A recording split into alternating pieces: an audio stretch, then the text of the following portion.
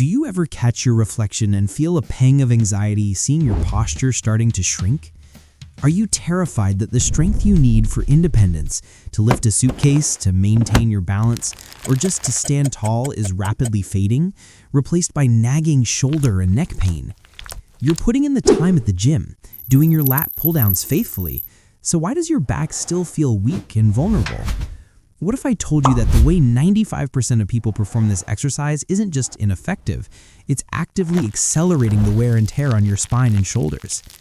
Today, we're exposing the ego-driven mistake that's paralyzing your progress, breaking down the actual biomechanics of how your lats are supposed to work, and giving you the 3 simple cues that will instantly change how this exercise feels and, more importantly, how it protects your vitality.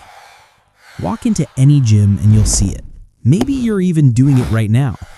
Someone loads up the stack, grabs the bar, and then proceeds to violently heave the weight down, leaning back almost horizontally, their whole body convulsing with the effort. It looks like hard work, but it's an illusion. This mistake is simple but devastating. You are pulling with your hands and arms, not with your back.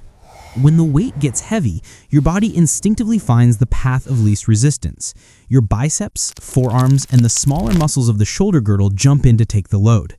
But here's the scary reality. This doesn't just stall your muscle growth. It's dangerous, especially for an aging body. When you lean back excessively, you put immense compression on your lumbar spine.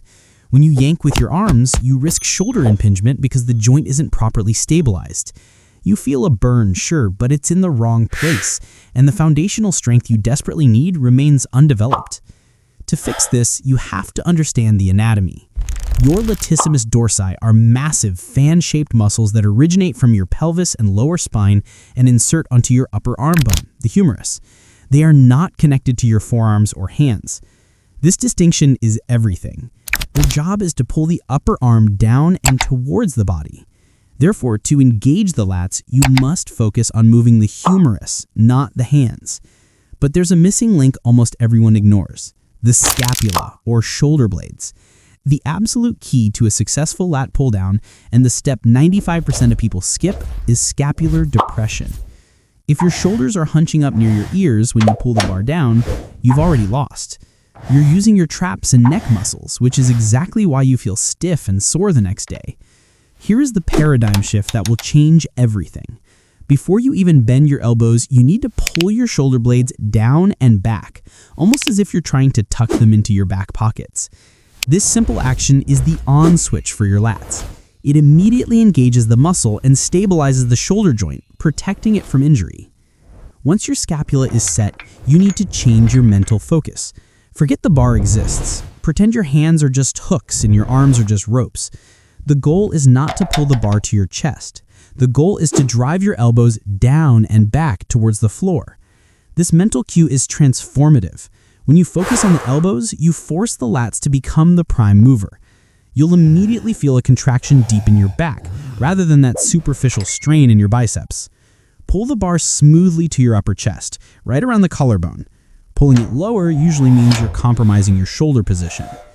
Finally, the part everyone ignores: the negative.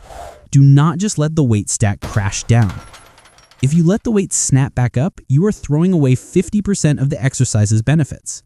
Control the ascent for a deliberate count of 3, feeling your lats stretch under tension. Now here's the catch. To do this correctly, depressing the scapula, driving the elbows, and controlling the negative, you will likely need to reduce the weight significantly. This is where the ego comes in. Are you willing to lift lighter to actually get stronger? Stop measuring your workout by the weight on the stack and start measuring it by the activation in the muscle. Mastering this technique isn't just about building muscle. You're training your body to maintain upright posture against the constant pull of gravity and time. You're building the resilience required to stay active, independent, and pain-free.